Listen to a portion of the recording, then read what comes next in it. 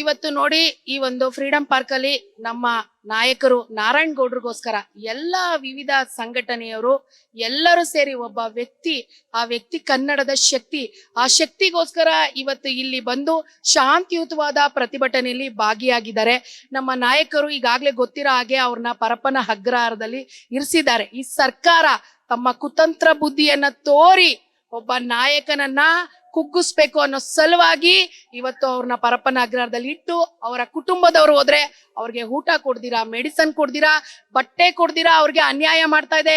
ನಾನು ಈ ನೀತಿಗೆಟ್ಟ ಸರ್ಕಾರಕ್ಕೆ ಒಂದ್ ಮಾತು ಹೇಳ್ತೀನಿ, ಅಲ್ಲ ಸ್ವಾಮಿ, ಇವತ್ತು ಕನ್ನಡ ಹೋರಾಟಗಾರರು ಅಣ್ಣ ನಾರಾಯಣ್ ಗೌಡ್ರು ದರೋಡೆ ಮಾಡಿದಾರ, ಸುಲ್ಗೆ ಮಾಡಿದಾರ, ಇಲ್ಲ ಟೆರರಿಸ್ಟ್ಗಳ ಅವ್ರನ್ನ ಇಷ್ಟೊಂದು ಹೀನಾಯವಾಗಿ ಇವತ್ತು ಕಾಣ್ಕೊಳ್ತಾ ಇದೀರಲ್ಲ. ನೀವು ಹೋರಾಟಗಾರರಿಗೆ ಕೊಡುವಂತಹ ಒಂದು ಕೊಡುಗೆ ಇದೇನಾ ಸ್ವಾಮಿ? ಜೈಲು ಶಿಕ್ಷಣ.